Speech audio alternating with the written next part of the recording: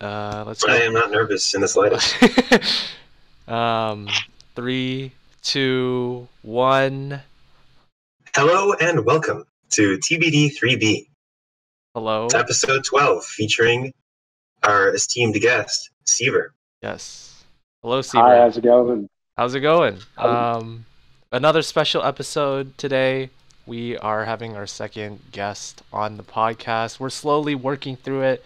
I've already got plans for another guest after Seaver, but that is going to be for the future.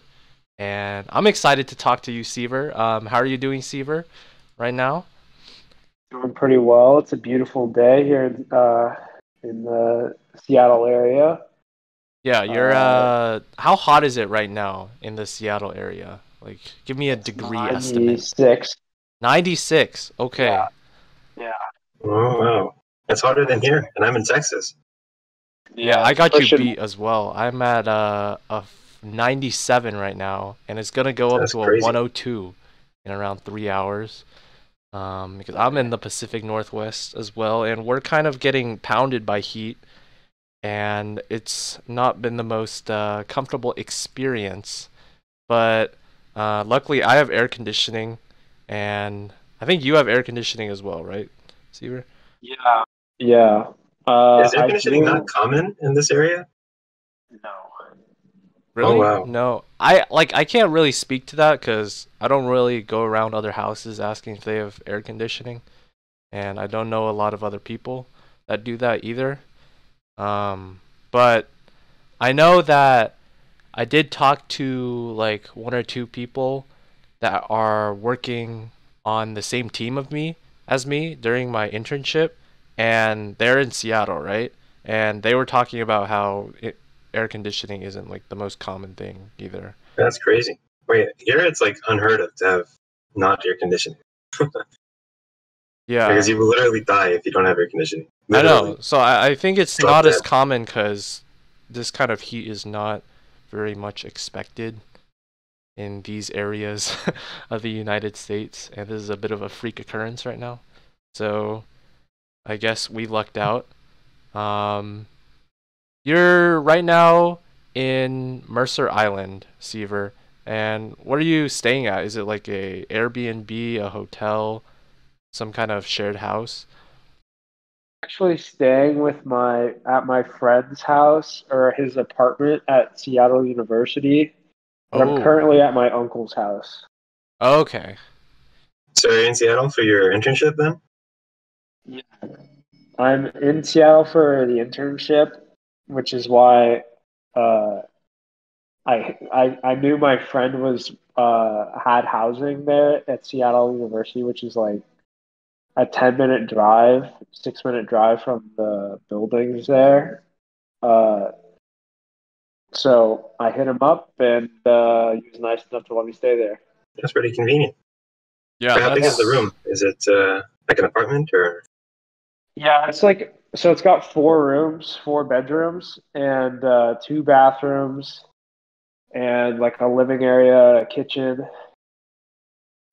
But I'm the only one there right now, so oh, bit spacey. he's That's not there pretty as good. well, the person who goes to Seattle U. Yeah, he's in Serbia. He's on vacation. Does he, is it like a university housing or is it just a apartment nearby? Because I was thinking if it's university housing, how would he still be paying for it over the summer? Oh, it is university housing, but he's like on the basketball team in Seattle, use D1, so they give him free housing for the summer, or they pay for it. Oh Um, shit. it's at no expense to him. That's a great So deal. Wait, Well, is that's much better than Amherst too. 4 rooms and for one apartment? Yeah, that's very spacey. What's the purpose of them providing that housing over the summer? Are well, is they him as an normally athlete? train Oh, so he's expected to stay there like over the summer. normally, but since they had COVID this past year, they're letting them vacation for a while since they were basically there all year. Hmm. Okay. That makes sense. That's the perks right there. I guess he lucked out in that regard. Um, Yeah, and then right now you're staying at your uncle's house. I was curious originally when you said that because you said it was like 10 miles away from Seattle, so I was wondering how you like commute. But actually, a more relevant question is, do you even go in person to your internship work right now in Seattle? Yeah? I think I said I meant 10 minutes driving. Mm-hmm. Um, but I also uh, I borrowed one of my grandfather's cars, so I've been driving around a bunch. Mm, okay. Is there And then good I go to parking the around there? office. There's not parking at my apartment, but so I basically have to like find the spots and then uh where there's no signs or anything. Um and then at Amazon they you can expense it or you can take the bus.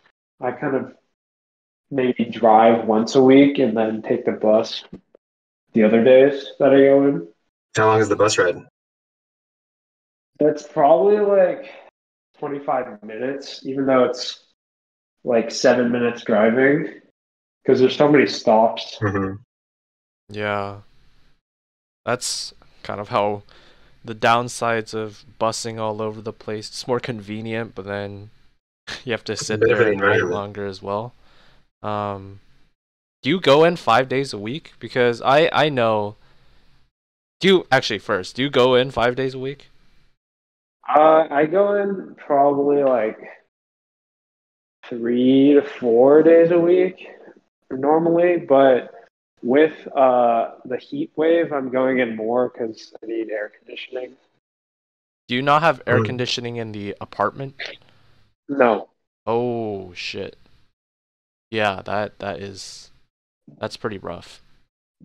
yeah, it doesn't really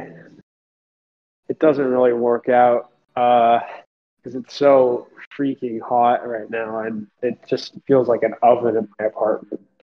Yeah, that's Yeah. pretty bad. Do you have any like fans or anything to help out with that if you don't have AC? Uh-huh.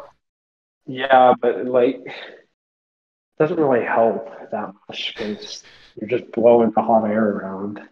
Yeah, I can relate with that. Do you remember the first week of orientation when it was like Yeah, super hot it's in the same Pittsburgh? thing. Bro, our room was actually terrible because then it had like the hole in the winter. Yeah, I know. Like we Wait, were Hammerstein like as a whole leaking. was just a terrible dorm. I There mean, was yeah, like prison windows and pretty bad. cinder block walls. I mean, it's functional. I guess it's you take what you get, right? It's probably better than some of the other places. Um, but yeah, Holy it's God. Hammerschlag is so unfriendly for accessibility. Like if you're in a wheelchair, there's like no way you're getting anywhere in Hammerschlag. If you're on crutches, well, good luck with the stairs all over the place. Also, the stairs are cramped as hell. It's one Hmm. thing that I never thought of, but um, that's definitely relevant. Um, Yeah, I'm glad I'm not living there anymore. yeah. What are your plans for the fall? You know, go on Um, campus or off? I'm off campus, but like really close to campus because I have to like make it to or walk to the weight room in the mornings. So I Mm. didn't want to live far away because that would have sucked walking it when it's like snowing out. So I'm like right on Forbes, like with three other guys. Which side of Forbes? Like Forbes runs through Yeah. the two sides of campuses. So which side are you on? By Hammerschlag, by the Margaret Morrison fraternity housing. Okay. Okay. That makes sense. And when you're saying going to the weight room, I'm assuming it's not the one in the UC, right? No, well, it might be because they're Debo's torn down. They're tearing it down, so they're gonna have like temporary lifting areas, and I'm Why not are they quite tearing sure it down? because it sucks. It's like so run down and like all the equipment is super old. Mm. And they make all the athletes work out there, and it's just not nice. Is that the one near Posner Hall? I almost forgot all the hall names, but it's like where the exchange is, like on the other side Yeah, of the street. yeah, Yeah. that's That, exactly where it is. I remember that street is where we came in during orientation. That was like where I first met you. I was like, my family was in the car, and you were like walking around on the sidewalk or something, and I came out, I was like, I don't know if we were texting or something, or calling, and it's like, oh shit, that's Seaver. Like, and then, I don't know what you were thinking. I don't think you were, were you thinking, oh shit, that's Patrick too? I have no idea what I was thinking. All I remember is that, like, no, I have no idea what I was thinking. It was so long ago. I All I think you're remember is best it friends was forever super after. hot. Yeah, all I remember is that it was super hot, and I was really sweaty, and I was like kind of nervous because I was like trying to get all my stuff together. Yeah. I remember when we first met each other, or how we first communicated was like through email, right? You like reached out to me, and you reached out to me when I was in Taiwan over the summer. So like, I do I don't know remember, if I yeah. was like responding at a weird time or something because of all the time zone mess ups, but that was like Yeah. the first time we reached out to each other. Yeah, no, I remember that. I remember you shared like some fun facts. I could like try to pull up the. Yeah, I remember that. No, you don't have to pull that up. It's fine. No, I think I haven't heard these fun facts. I think it's good. You know, You that's a should share them good. with the world. have that. Wait, that's actually a good. There was a previous podcast where we talked about if like often you have to share a fun fact about yourself when you're like meeting with new people through icebreakers or events. What is your go-to fun fact that you tell people when you have to do that kind of thing? Probably like that I'm super fun. Fun fact. Probably You sound like Kawhi that Leonard. He's like, I'm a I don't know, fun maybe that guy. like listen, I'm a fun guy, but probably like it'd probably be that I either used to play chess or I swim or something like that. Kind Mm, of generic thing like that. yeah. I was thinking it would be the second one that you said, like that you swim. Um, Yeah. because that's not somebody that everybody does, not something that everybody does, like swim competitively. So, Yeah. Mhm. How long have you been swimming? Since I was like, I want to say like 6, maybe. Oh wow. did you try So, anything else besides swimming, or was that like the first thing that you ever did? no, I played baseball, tennis, a bit of soccer. Uh, those ones first, I think. But Standard. yeah, swimming's what stuck. Oh, and water polo. Mm. Interesting. Wait, you did all that before you were 6? No, I mean, I did. I didn't like choose swimming until like middle school. I Oh, was okay. like, I had been swimming, but not like competitively, or like competitively, but like only on a summer team. Mm. So then, Mm. why Not year did round. swimming stick out to you compared to those other Well, sports? because that's where uh, most of my homies were, and yeah, they. I kind of followed my friend who decided to swim at a year-round team. So, because I knew him from my summer team, but I wanted to kind of follow in his footsteps because he moved. Mm. And a lot of my friends were transitioning, so I kind of felt like it was the natural succession to uh, my swim career. I don't know.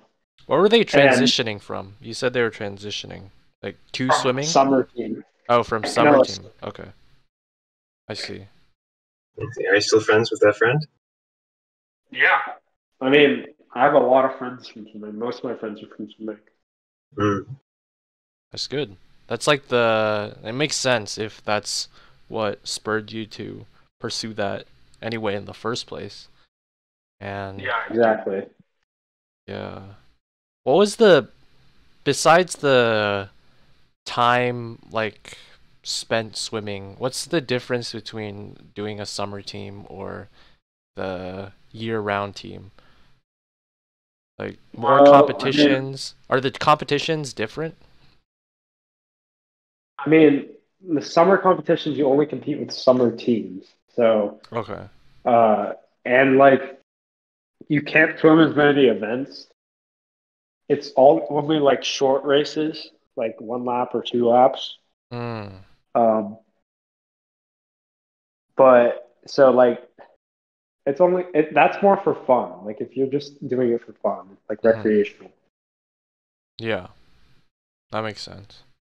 So, Like wait. it's as a comparison, it's probably like the same as someone doing rec basketball. Mm-hmm. Mm-hmm. Yeah, I get that. Like, I used to do a lot of summer camp stuff with basketball, especially. Um, it was definitely recreational because I'm really bad, and I would have gotten really exposed if I did year-round basketball. It just wouldn't have worked out.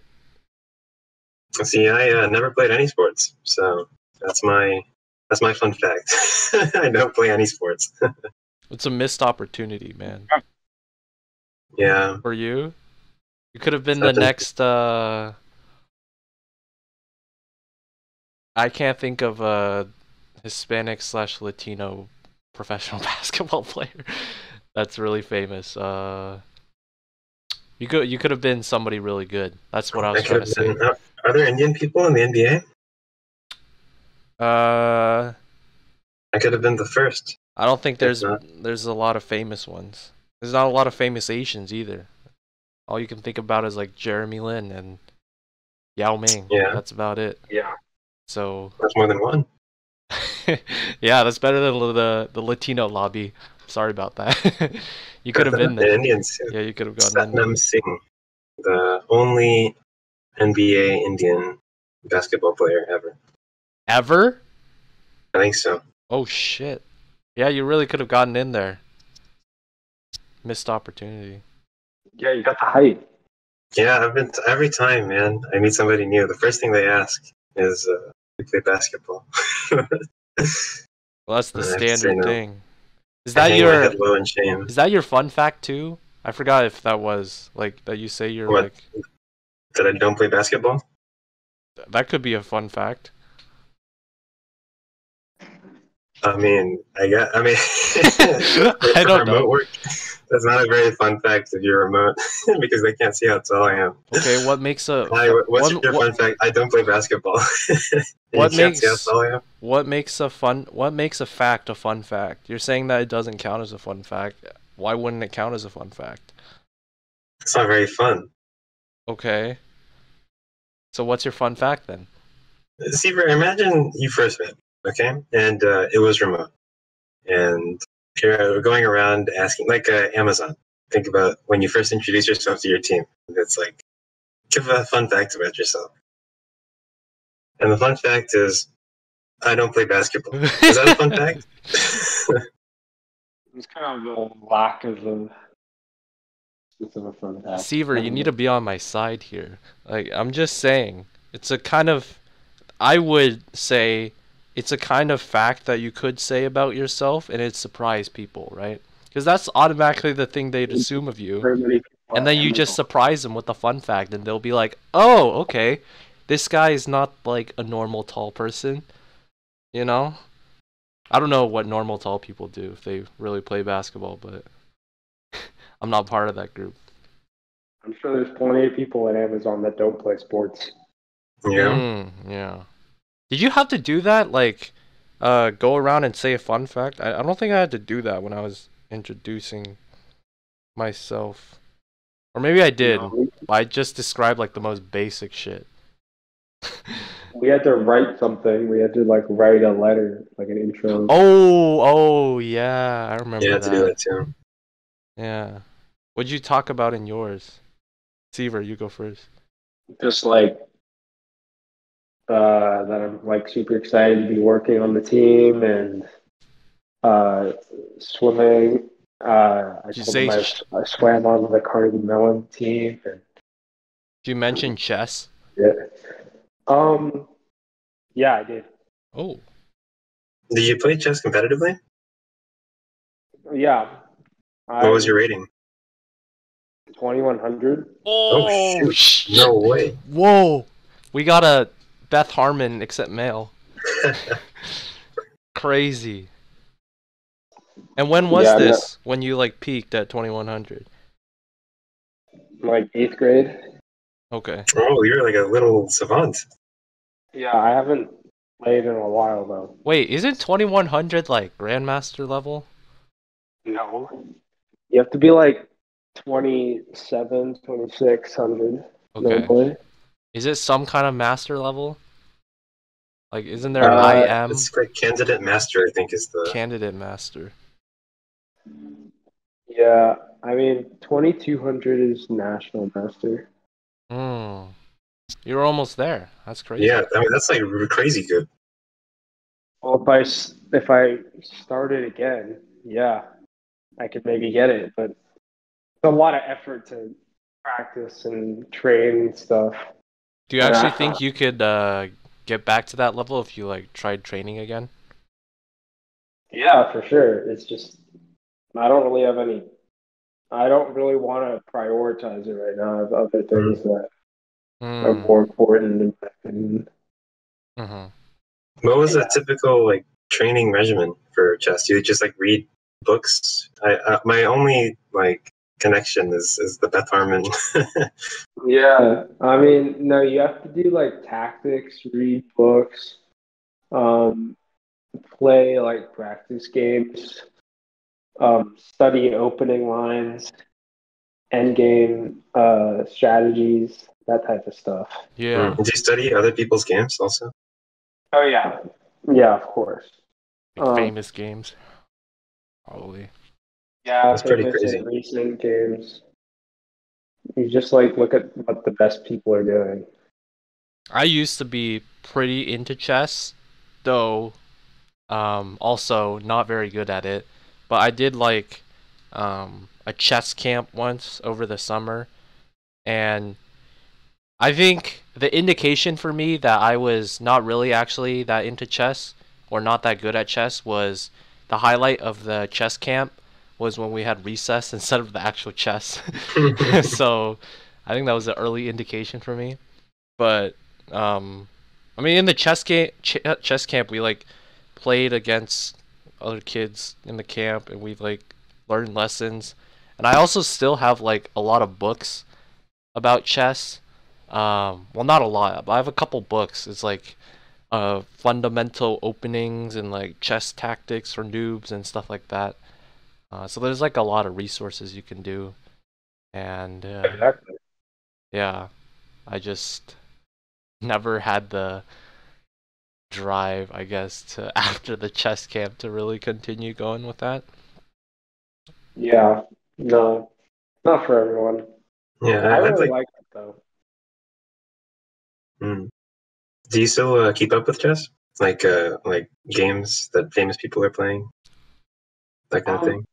a bit, but not that much, to be honest. Um, yeah, no, I mean, I've seen like whenever there's like a world championship, I'll pay attention, but Oh, not like I don't know a lot of people that play chess. Like I have Hmm. like one friend that still plays, and I mean that's really my main connection to it. Uh, and we don't talk like super often, mm-hmm. so it's just not like I don't think about it all the time because it's like Hmm. life. Yeah. It's not a major part of your identity. I mean, it doesn't come up that much, Mm-hmm. whereas other things do. It's big enough to be one of his fun facts, you know. So Yeah, you can't discount that. true, Uh, true. do you pay attention to? There was like around a year ago, a couple months, where chess got really big on Twitch, and like Yeah, grandmasters were streaming it, and it became like a fad for a while. yeah, I do remember that. It's kind of funny because everyone's like thinks they know about chess and stuff, and they think they're like getting super good. But like it takes a lot more than that. Watching Twitch streams to like Yeah. get good at chess. But I don't know. It's funny. Yeah. Yeah, everyone in Twitch chat thinks they're the best because it's so easy to backseat game in chess. I found this when we had like a bit of a chess interest revival. Like, do you remember Alon when we were like me, you, and like Gus and Len like were playing chess a bit? Was it Mm-hmm. Gus? Yeah, it was just like mainly Len and then you and me, right? Um, and then I found it so easy whenever I was watching like you or Len play to just internally backseat game and just be like, oh, why aren't you doing that? Or like, look at that easy move. And then when you're in the game, um, I don't know if you remember from our matches, but I made so many blunders all the time. Uh, it's so easy to Yeah, chess is backseat game. hard. Yeah, It's it's a hard game. computationally difficult too. It's like NP hard. So it's not easy game. Is that Is why? chess, Oh wait, sorry. Seaver? Go Wait, ahead. let me ask you a question. Is chess one of those things where it's like, unless you start from a very young age, you're never going to be good? Like, you have to start when you're like 6, otherwise you will never become a grandmaster. Because I like music, it's like that. Like, if you don't start playing the piano when you're like before the age of 10, like you're done for. You'll never become a concert pianist. Um, and like, if you look at all the major chess players, I'm sure they all started young, right? Not really. Friend started. It's like 2,500 now. 2,400 or something like that. He's an international master. Who is? My friend, And when did he start playing chess? 14. Oh wow, okay. So that's not bad. It's not bad. Uh, Yeah. Yeah, I don't believe that. It I also think might that just like just starting young. It might not mean like you can't be successful if you don't start young, but if you start younger, you'll have like you'll have spent more time and resources into it anyway, which means mhm. you're more likely to come out on the top, which means the ones at the top, a larger proportion or a very high proportion will be those that have started young, you know. Right. yeah. Also, like your brain is more plastic or whatever. It's easier to learn when you're younger. That's what I've heard at least. And so like it becomes like innate to you, or almost um, like an extension of you, because you have like an intuition for it. Mm, It's kind of like language Yeah. acquisition, you know? yeah. Is your interest in chess, is that what led you to just do chess for your term project as well? For 15112? Yeah. That's pretty much, yeah, that's basically what it was. I mean, I was just like, what's algorithmic and I'm interested in? Oh, What's chess. That's a good algorithmically complicated, as they love to say? Algorithmic one. complexity. Easy. So did you make Easy. a chess engine? Yeah. That's pretty cool. I remember when you were testing that out at the beginning, and your thing took like 10 minutes to suggest a move, and then it still Yeah. wasn't like the best move. I know. It was trash. It was just, but it's all good now. I didn't really, I kind of knew what I was doing, but now I understand what I'm doing. So it's all good. Hmm. Wait, what was the thing that you did to rate your AI? Was it like Minimax? With the Yeah. alpha beta With thing? alpha beta, yeah. That was Ooh. Oh, I mean, I think that's what everyone does. And like you have to have a good board evaluation thing. But honestly, the hardest part was like all the rules. There's so many freaking rules, and they're so hard to. I mean, you have to case on all of them. I can relate. Yeah. I did chess, just the Chinese version. And there's a lot of verbs, rules too. Uh, so it was just a lot of programming in that regard. That wasn't the worst part of my term project though. The worst part of my term project was I had to use this garbage module called Panda 3D, which was That's not shown on the projector though. I know I got it. Okay, that's not like my life goal though. It wasn't the ultimate goal, and I don't think it was worth it with all the pain I had to go through with trying to get that thing to work, as well as that actually wasn't even the worst part. The worst part is with this. So I did like 3D chess, right? And I had to create the models for my 3D chess pieces, except I couldn't find any online. And plus, they wouldn't have then given you credit or whatever. Like, the grading scheme is so fucked up. So I had to create the 3D models myself in Blender. Except I never knew how to use Blender. And then using Blender is so finicky with that. So then that was like the worst part of my whole experience was trying to get first Panda 3D and then 3D models working. And then, yeah, it just kind of tainted my whole term project experience. Sounds like a foreshadowing of the software engineer's career. Yeah, you're just trying to figure out how to use different things and stick them into whatever you're trying to do. Well, Basically, what it is. I'm not looking forward to that at all. Yeah, me neither.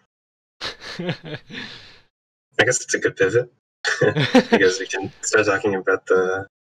Wait. I want to ask Seaver real quick before. What was your overall thoughts now that you've given yourself? It's been like a whole year and a half since 15112. What did you think of that course overall? And how would you compare it to other classes you've taken? Definitely an S tier class. Okay.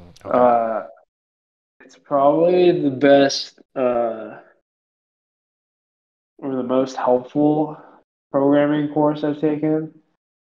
When it comes to, I think it was definitely one of the most interesting. Oh no, here's what I will say. It's probably one of the most well taught courses I've taken at CMU. Okay. I think they've got the most resources. I thought Cosme was like one of the best professors, and office hours are crazy. And the videos were so helpful. Oh, the ones that he made? Yeah, I just watched those, and that was pretty much it. Yeah, those are helpful. I agree. And Yeah, Sorry, go ahead. Yeah. How about the term project? The term project, I enjoyed it. It was good. It was really like you had to plan the whole thing yourself and then figure it out. Like it's problem solving. It's like a really important skill. I think I wish I had to have more classes like that, to be honest. I don't think I have any in the works, like any classes like that at all. And I think that's an important skill to have. Glowing praise. I just want to. Yeah, I definitely got the impression that it was Sorry, I interrupted you, Patrick. I was just gonna say, as a disclaimer, I want to tell all our viewers we're not sponsored by 15112 with all this praise that we're giving it. I thought it was the best class it's not the best class I've taken, but it's the most well taught class. Wait, okay, so what's the best class you've taken? And is this at CMU or just like in CMU? Okay, and what is that? Probably cognitive psychology. Oh, okay. Or roots of rock and roll. Oh, Yeah, interesting. Interesting. Because neither of those are related to your degree. Also, I have friends who took Roots of Rock and Roll, and they had different opinions about that class. I loved it. It was great. Yeah, There was only 3 essays, and I wrote them all in the day of. It was just, and I got 100% on all of them. What the fuck? Is that why it was the best class? And it was just like inspirational. It was like well taught. The Inspirational. guys Fuck. got, like, the guy had like a lot of things to say, and it was I was kind of like having my mind blown every class. Wow. Shit. Maybe I need to take that now. Probably not. You Rich know? Brock. So, with you like 15112, you think it's a very well taught class. How does that compare with 122? How do you think, Yeah, what do you think of that class? it's like a worse version of 112, but it's still good. It's like an A-tier class. Mm-hmm. Um, I like first of all, the lectures are not as good, not even close. Who'd you have? Um, Did you have, um, Leono. oh, you had Iliano. Yeah, Iliana Cervisato. exactly. He, Finauta. yeah. I Yeah, thought that, not the greatest. yeah, not that great. Um, although I will say that the homeworks were interesting. They were more interesting than 112, but that's about as much of the only thing that I thought was better. The concepts were like pretty interesting. I actually thought the concepts were like a good extension of 112. I just think uh, that it wasn't as well taught, and I didn't think that I also hated the exams. The exams were so Oh, much yeah. worse than 112. They're very long too. So long What semester did you take it? semester. Huh? Which one? What was that? This last semester. Oh, okay. Fuck. Yeah. Like I'm kind of behind. I have to take physics 2 next semester, which is like a freshman course, and I have to take uh an 8, like a math course that normally you take as a sophomore, Okay. and like all these like software seminars and experimental learning that normally people take in their second year. Did you take a gap semester? Yeah, I took a semester off. Okay, that explains it. Makes sense. What did you do in the gap semester? Worked and I swam from home. Mm. That's pretty much it. It was nice. It was a good call, to be honest. Like, Yeah, with COVID and everything. yeah, like I don't regret it. It was a good experience, Hmm. and like kind of it gave me like a sense of what the work life would be like. Mm-hmm. Um, like going to a job every day and having to figure things out and kind of put things in perspective because I hadn't been out of school for that long, uh, at that many consecutive weeks, not doing any school.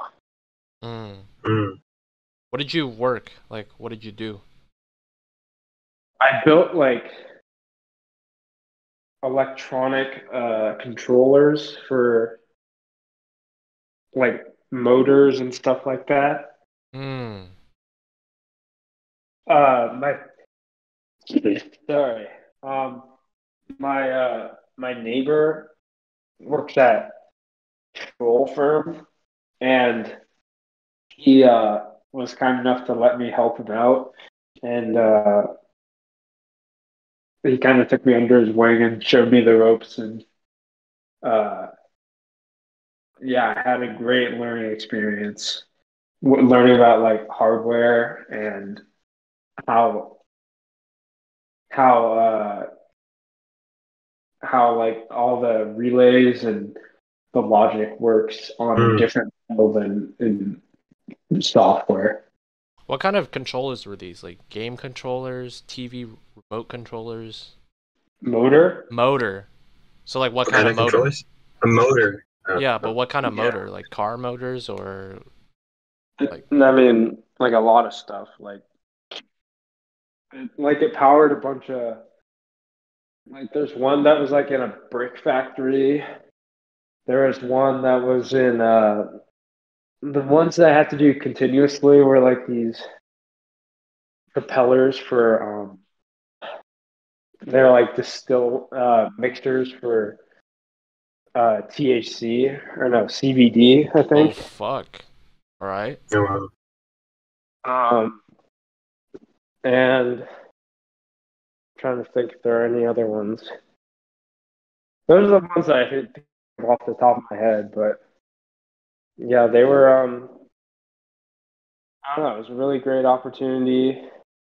I don't like. I knew that I didn't want to do that later or like again, because it kind of helped me understand things, but like new like this hardware. But I know that I don't really want to go in that direction for my career. Mm. So you want to go into more software then?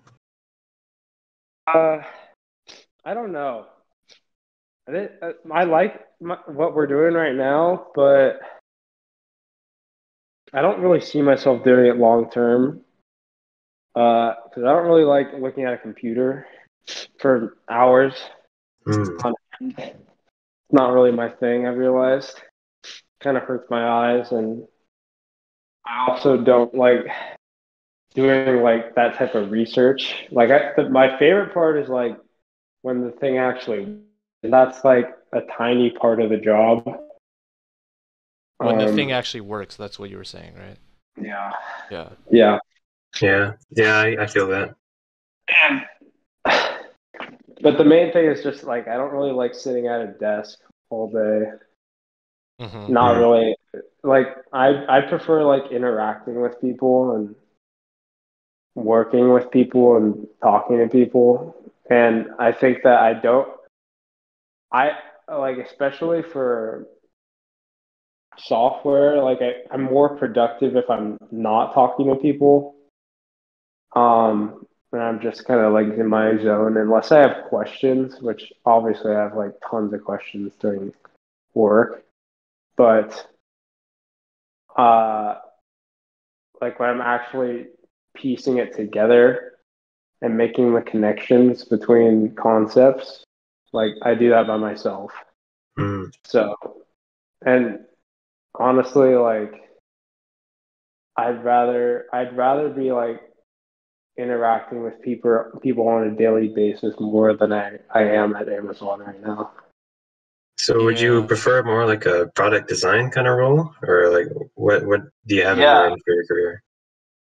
I mean that'd be interesting. I don't know. I'm kind of just enjoying what I'm the the time of life I'm in right now. Like Mm. I'm not really too concerned. I'm just kind of taking things in. But yeah, I probably want to. I think product design would be really cool. Uh, I'd like to do like some business maybe. Um, I'd rather have more agency on what types of things I work on Mm-hmm. and control over it. I'd rather produce a product that's like I feel like I'm at Amazon. Like the uh, the projects I work on are so niche because it's so big. Like AWS is huge, and Right. it's kind of like you're making like a cog in the machine. Like I'd rather build a machine, not the cog. I definitely feel that. Yeah. Sometimes you like get lost in the weeds, right? And Yeah. you want to see the whole forest. Yeah. Exactly. Yeah, Yeah, that I feel was it. one thing that there's actually a couple different branches to go from here. But one thing I wanted to ask was you're working in like the AWS team, right? What's the kind of Yeah. projects that you're working on? So you're describing that it's more of a cog in the big AWS machine. What kind of cog components are you working on? Um, I mean, I don't know if or okay, so I'm working in ECS, which is Elastic Container Services, and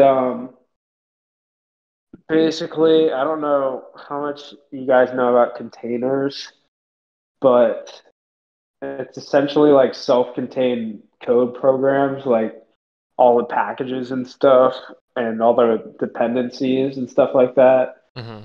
And then that's what the container service. That's what a container is, and then the container services basically manages the servers and the instances, Mm. and allows you to run allows a customer to run tasks like Amazon tasks, whatever Mm-hmm. that is, and it kind of delegates containers to run those tasks. And my team specifically is the agent team, which is a essentially decides which tasks are going to run and also controls like the data of the tasks and the containers. Okay. Um, and I'm essentially working on creating a new endpoint to monitor the containers data and the task data.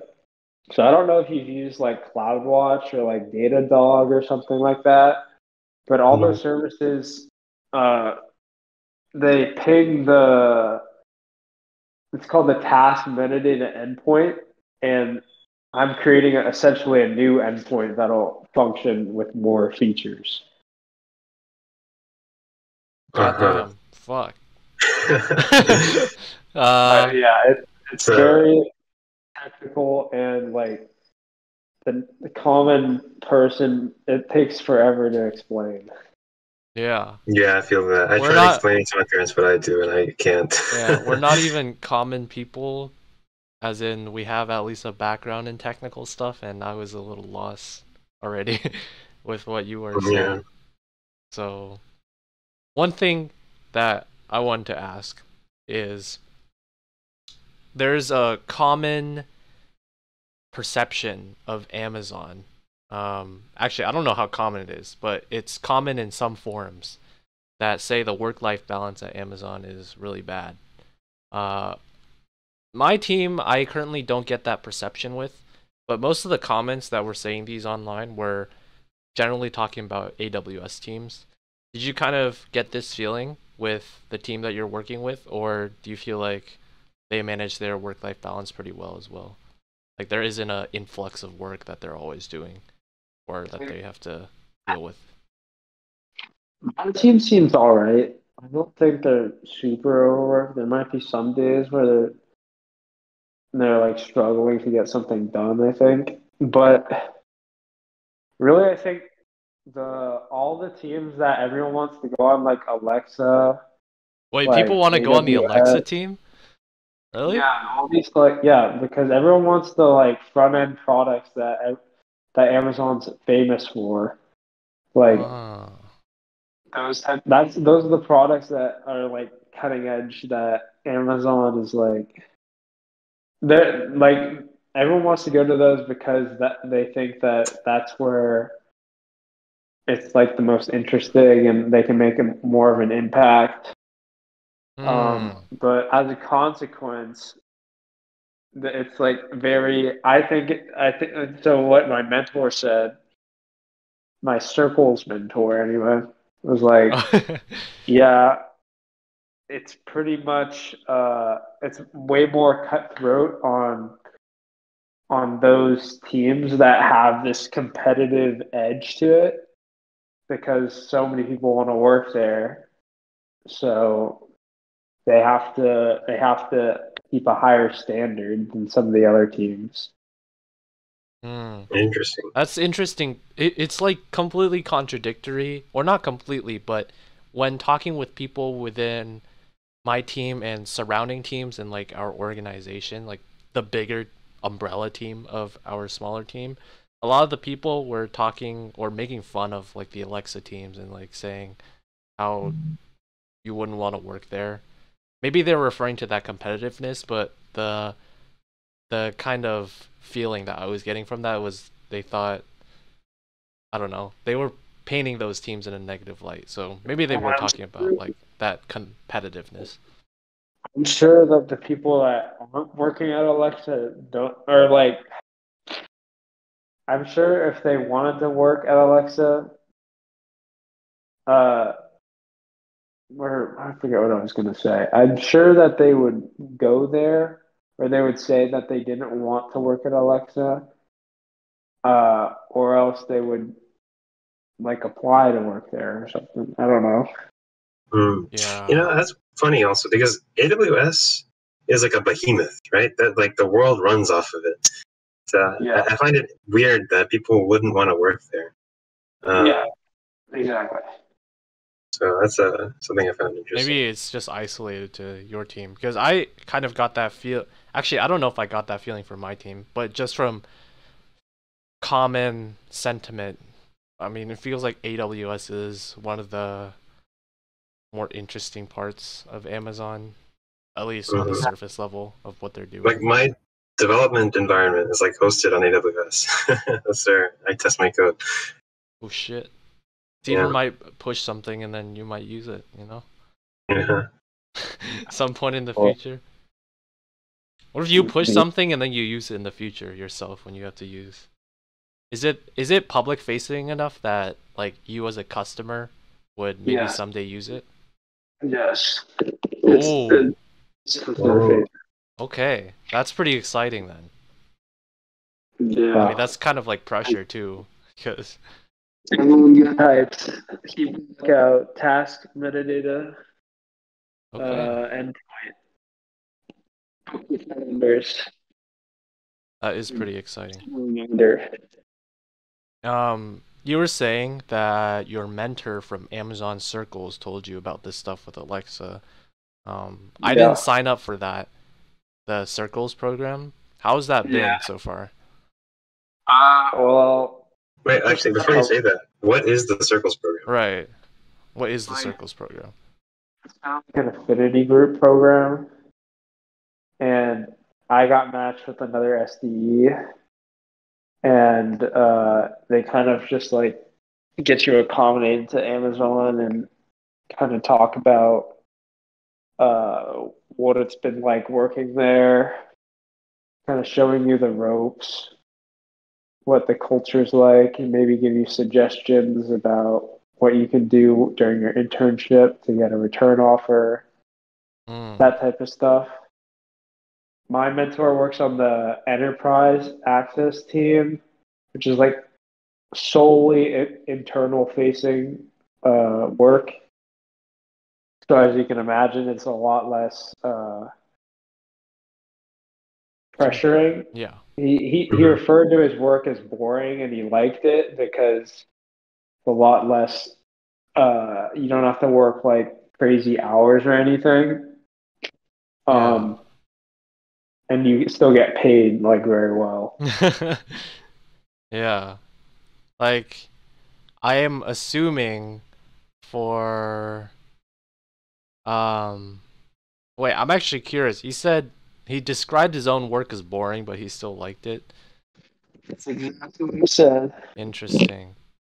I don't I think know. what he meant by that is like, if you break something, you don't get like millions of people upset. Yeah. So That's so interesting though. Like you think what you're doing is super boring and you're not finding enjoyment in it, but still continuing with it. I But mean, that's how I feel about the whole field of software engineering, but I mean, that's just me. okay. No, I think that's valid. Yeah, that's true. Is the in your team, is there an on-call rotation with people? Like there's one person on the team who is on call and has to respond to stuff? Yeah, this. Um, it's I mean I'm not on it obviously, but it seems like super stressful. Is there a lot of stuff that comes in for the on-call people on your team? Yeah. Like Shit. like they're always grinding that, and they always get tickets, and it's kind of I would not look forward to that because you're like always talking to new, like you're always having to talk to new customers and solve the tickets, and it's not. Hmm. Mhm. It seems like it's a lot of work. That's what I was thinking. Being on an AWS team where AWS is used so much, like I would expect, I would be more surprised if there wasn't a lot of stuff. On our team, we Yeah. have like an on-call thing as well, and I think they can get busy, but we have like a weekly thing where they'll describe like what happened, and so far most of the weeks has been like pretty chill or like a normal amount. It hasn't been like huge rushes, which speaks more to how our product is, the team that I'm working on is a lot less used, I think, than something like AWS. And What is your product? my team is in, it's like the operations, and specifically the team is focused on this stuff with inventory management with like the Amazon warehouses. So yeah, while that's used by all like warehouses and stuff like that, that's probably still less than AWS, which Is that internal then? in what? Internal work? Internal? Yes, it would be internal because it's like with the warehouses, and I guess that's like what Amazon associates slash employees use. So Gotcha. it is internal. And yeah, being on call, that's one thing that I think I would want to look for in a job, not having to go on call ever, because I want my weekend to be my weekend and not have to be intruded by work. I feel like that would really suck, and there's definitely software engineering jobs out there that you don't have to do that. Like, I'm wondering if it's just the Amazon thing where every team kind of has to do that, and you have Nope. to like rotate. My team also has a rotating on-caller. Okay. I think anything that has people that depend on it needs to have an on-caller, Hmm. um, in case something breaks. I don't know, but like the first internship that I did, it was at a company that did like medical software thing. That team I don't think had a rotating on-caller, or it was, yeah, I don't think they did. Like had a special person who was like on call. Or maybe if it's like for critical software. Uh, Do you because my believe team, do you believe your team is doing critical software? I don't think my team I is mean, that critical of a software. well, Well, you said something about warehouse management? actually, yeah, I take it back. It would make sense to have a person on call. Um, yeah, Yeah. I agree. I mean, my team, yeah, it's pretty important. I think that's it's like a completely internal facing, but like all of the data processing stuff kind of something to do with it Yeah, goes through related to it. us. So yeah, That, yeah, I don't know. Would that be like a consideration for either of you? If like you had a job and part of the components was you had to be on call, like how important or detrimental to you is that as part of a job? well, for me, it's like I'm more concerned with the big picture, right? And what I'm doing with my life more than anything else. So if it's like a small sacrifice in the now, I don't really care. my wants and desires now don't really matter to me. Is how I look at it, which is like different than most people. But So I don't know. you're going for the big picture instead. What is your big picture? What's your, like, Yeah, I don't big really goal? know. Let's move on to Seaver now. Yeah, I was gonna agree pretty much with the same thing you said. I'd say that if I'm doing something that I care about, I don't mind working on the weekends, but I'd rather have more ownership of the thing that I'm working on, not be like customer service, if that makes sense. Yeah. I'd rather, like, if I'm spending my weekends doing it, I'd rather have it be because I know it has to get done, not like I'd rather be working on like a product that's my own and like I have some agency over. Yeah, your customer Uh, service point makes a lot of sense because just this last week, the person on my team that was on call, he was talking about how, well, actually, all the people that have been on call so far when they were describing their stuff, a lot of the time it's just answering like questions that other teams have that ask them and stuff like that. And then especially with the person that was on call last week on my team, he was talking about how over the weekend he had to deal with a Sev 2 ticket. Sev 2 is like second highest priority, Oh boy. and you're only supposed to do that if there's like a immediate impact or whatever. And then apparently, the person who did it, like, it wasn't actually immediate impact, but he just wanted to get it done, so he raised it to Sev 2. So that kind of shit, like, I don't know, that would annoy me, just having to deal with that over weekends. Is there any penalty Customer for service. I don't know if there's a raising? penalty. I don't think so. Or it's like calling 911 when you don't actually have an emergency. Okay, well, maybe they talk to their manager or something. I think they will talk, just like, guys, please don't do that, you know? Um, I don't think there will be a criminal penalty, you know? Yeah. I mean, that wouldn't make any sense, but yeah. I mean, like a write up or something. Yeah. Oh shit, they're gonna get pipped. Isn't that what it's called? Oh, pipping. Yeah, I heard about that. Yeah, I've never heard about it on my team, which maybe it's like a taboo subject you're not supposed to talk about. You know what we're talking about, Seaver? The pip? I only know Pippin stall. What is pip? Like, how would you describe it, Lon?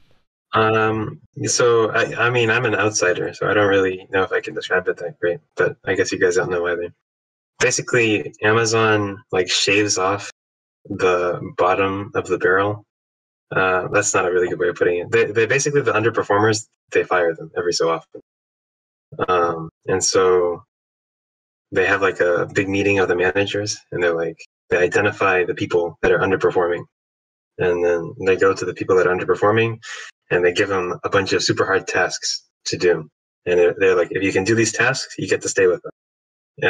If not, you're out. And so naturally, people that underperform aren't going to do some like super crazy tasks. So basically, once you get pipped, that's what it's called, getting pipped.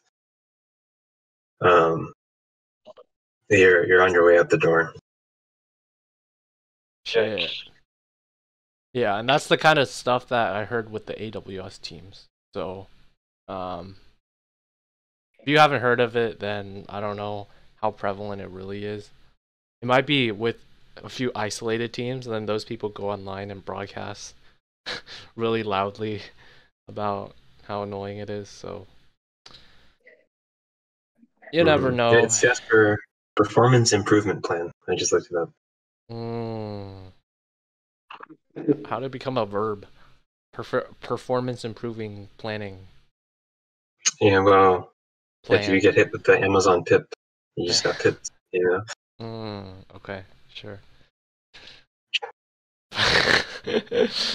um, yeah.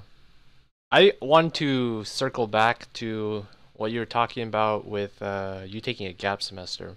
So, since you took a gap semester, are you still planning to graduate in 4 years, or are you gonna take like Are you going to basically have as many semesters as a regular 4-year university student, or are you still trying to graduate within 4 years of when you started at CMU? That is TBD. The goal is TBD. to take all That's the our classes podcast. I have to. Well, yeah, it's TBD. Yeah, I'm just gonna. My plan is to just take all of the core classes and get all my requirements done as the best I can. And then I'll decide after that because I'm pretty sure I can still do either. It'll just be a grind if I just try to do it at a normal date or my originally scheduled graduation. Like I'll Mhm. probably have to take 5 classes or something, a few semesters. Are you gonna have to overload? Perhaps I don't know. Yes. I haven't really looked at it too much, but that's the plan. Is like to try and do it, try and graduate, and if I can't, then I'll take some extra classes and I'll be able to. I'll learn a little more. Like, what's so wrong with that? Maybe I'll swim. So, True, true. No, yeah. I mean, we got plenty of life left to live. Might as well stay in the incubator for a little while longer. That's rich coming from you, Mister trying to graduate in 3 years. Not anymore. Well, it's still basically like Yeah, that. I made a similar decision. I'm taking one class next semester. I'm gonna work. I'm graduating a semester later than I had originally planned. And but you could Same just line of reasoning. Same line of reasoning. but you could stay in the incubator and go to for the regular scheduled date, and then Uh, you shouldn't compare yourself to others. There's no regular this that. It's just actually that's all there is a relative. regular. The regular is the regular, the one that most people do. That's why it's called regular. Nah, to each their own. I think there's no reason that the standard should be the standard. I don't disagree, but I think there's a reason why it's a standard. I Yeah, think but that's how most people like it get doesn't through need to it. be that way. Is my point. Okay, all right, man. You know, all right. Since we're talking about CMU, why don't we? One thing that I was curious about is you are doing competitive swimming for CMU, right? How did how did you end up at CMU? Because I think if I remember correctly, you got here through like recruitment through that like swimming. How does that work with colleges, and how did it influence where you eventually like landed here at CMU? yeah, I mean, pretty much, like, it was a huge part of my decision process because I knew I wanted to do some type of engineering slash computer science, and I knew I wanted to swim in college. So that really narrowed down the schools. And the coach, like, I emailed the coach and we talked and we had a good conversation. And I think that's ultimately what drew me to the CMU is like the coach talking about it and then the academics, of course. Sorry, what was the second part of your question? Uh, I think the second part was talking about how did you decide on CMU. I think the first part was more of how does this whole process work with you being an athlete? Like you said, you're talking to this coach, right?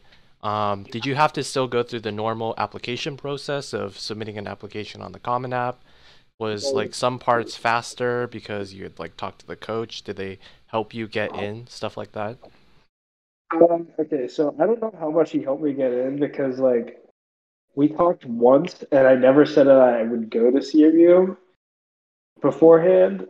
Uh, but then so I applied regular decision because I was like I applied to like 20 schools and uh and I applied and then the one difference was that in January he told me that I had gotten it And then I was like, Mm. oh, that's dope. And then I didn't say anything to him for till April. When he sent me an email, he was like, so you haven't talked to me in a few months. I assume that means you're not coming. It's like, oh, sick. I'm going to CMU, so save me a spot. Mm. But yeah, that's kind of, other than that, it's pretty much the same as everyone else. Like I had to submit all the same things. Uh, yeah, because I didn't really like, I didn't decide where I was going until April, May. Mm-hmm. Did places try and recruit you as an athlete, or was it more of you reaching out to them and talking to their swim coaches? All of them do try to recruit you, but like you want to show some interest too. It's kind of a mutual thing. Uh, and the thing is about D3 is like they can't pay you to come to their school like D1 can. Like they can't give you a scholarship for athletics. So it's not like you can It's not like there's a big incentive, like they can exactly try exactly. and bring you in. I'm thinking maybe the only power they have is with what you were saying with CMU, where they can maybe help you with actually getting into the school. Yeah, exactly. Yeah. Like they can definitely help you get in. It's just it's not the same as like D1 where then you sign and then you have to go and you get like scholarship money and Mm-hmm. it's not like that at all. But yeah, I mean, still like still definitely gives you the upper hand if you're trying to get in somewhere. Right.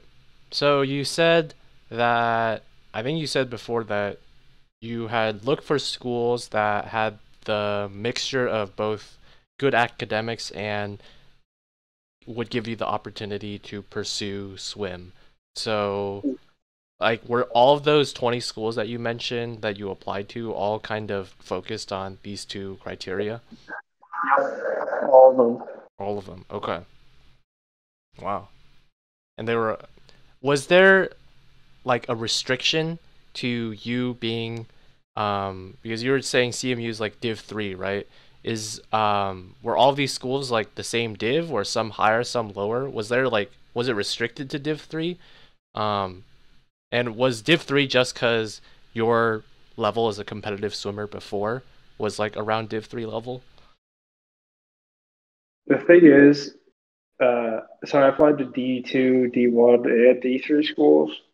Yeah. And the thing is, some D3 schools are better than D1 schools, or better than D2 schools.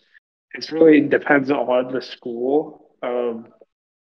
Applied to my level is like probably D2, D1, low tier D1, upper D2, upper D3. But, Well, that's a huge range. but Yeah, what is yeah, what distinguishes D1, D2, and D3? Because you said some D3 schools are better than Yeah, D1. I was wondering about that too. yeah. I mean, D1 basically means that there's like additional rules if you are D3, like because one of the rules is that's really annoying is that you can't swim with your college team year round because like they don't want to give it that much attention. Like What? those teams an unfair advantage, I guess. I don't freaking know, but it's a stupid rule. I can only practice with the team with like a certain number of practices per year, which is like I think it's stupid, but how it is. I think D2 has a similar program, uh, and then D1 is like all year, and you like it depends on the school though. Like sometimes like they don't train all year, but that's the primary difference. There's So, also like, some major. is it the division between D1, D2, D3? Is that based on like the school size? Like bigger schools are more D1 because they have like more exposure, more resources, or Yeah, but it's really what they want to be. Like you could a D1 school, you can anyone can be a D1 school if they're fast enough. That you have to apply. There's a whole oh, okay. process to change divisions and stuff like that. And generally, they want to keep it balanced and stuff so that one team is not like moving into D3 from D1 because that'd be obviously like ridiculous Oh, okay. if So they're good. Hmm. Like some D1 teams could go D3 for sure because they're not that good. I see. But yeah, So it's not like a clear indication of skill level, the yeah, divisions between exactly. D3, D2, D1. Yeah. Interesting. Hmm. Okay. So how would you characterize uh your like the CMU swim team? And you can feel free to censor yourself, like not shit on them if you think they're shit. Anything. I don't think anybody on the swim team is gonna listen to this, so feel free to speak your mind. Never know. Never know. You never know, yeah. So uh, yeah. yeah. So it's kind of an interesting dynamic because the thing is they're all EMU students, right? And CMU has a very distinct uh, profile for their Uh-huh. students, I think.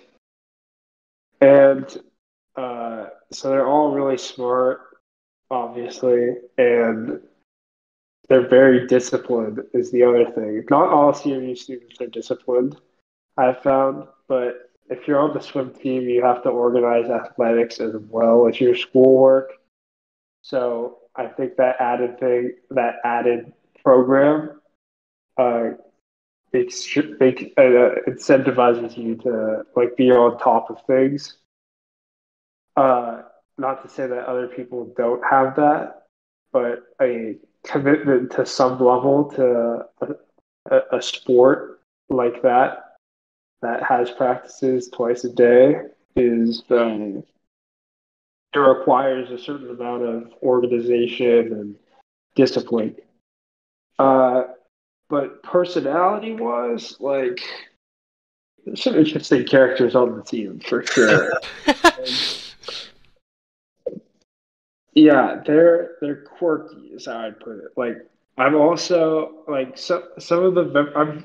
It's also huge. Like the team has 80 people, so I'm definitely closer to some of them compared to the other ones. Uh, some of them I barely know, to be honest. Um, but I, uh, I like all of them. I probably choose to hang out with only probably like let's say like 30 of them maybe I would hang out with or I have hung out with. Okay. That's not a Uh, bad proportion. I thought you were gonna say like two or three. Yeah, me too. the thing is, about 10 of them or 11 of them are also in my fraternity, so that kind of makes it. That's kind of my core group right now Hmm. Hmm. because you got that double affiliation. Hmm. So we just like do a lot of the similar things. So we have a lot of similar interests, and I think those people I have the most similarities with, like personality wise, and uh, what we like to do in our free time and uh, in our interests. So, I mean, the other thing about the swim team, so it's good. Now, the negative parts about the swim team, I think they're most of them are very exclusive. Like they want to be a swim team vibe. They don't really branch out very much, and that's just not my vibe at all. Like I like meeting new people, and I know actually it's funny that I say this because like Patrick, I don't know if you remember, but like freshman year, I was like always in the dorm, and I was always seeing you go out, and I would just be like doing something in our room. But yeah, I feel like I've changed a lot from like the first few weeks of freshman year, and like I prefer like meeting new people now. So I don't know. Nice. That's my thing. Yeah. Yeah, what's funny is when I asked that question, I was trying to gear it more towards the swim performance, like how we match up against other teams. But Oh, that was well, actually a great I enjoyed that answer too, getting to know more about the people itself because I probably would have asked that afterwards. How about the actual performance though? Like sure. how do we do? Like how is CMU as a swim team? Yeah. I mean, we do pretty well. We're probably like top six for the men's team in Division 3, something like that. Top six schools, Pretty good. which is like pretty decent. And the women's team is top. I want to say 10, maybe. I don't know if it's accurate, but yeah, we do pretty well. We're very competitive, especially for uh, the uh, what was it? What do you know? Like the additional curriculum. Like a lot of the top schools don't have the same academic rigor. I think Mm-hmm. this is just my opinion, but I think that Sure. I think it's as impressive that we are able to balance school and perform very well in athletics or on our Yeah, team as well. for And that's sure. just my opinion, but Hmm. like compared to some of the other schools. But yeah, there's a few schools that we compete against that are definitely still faster than us.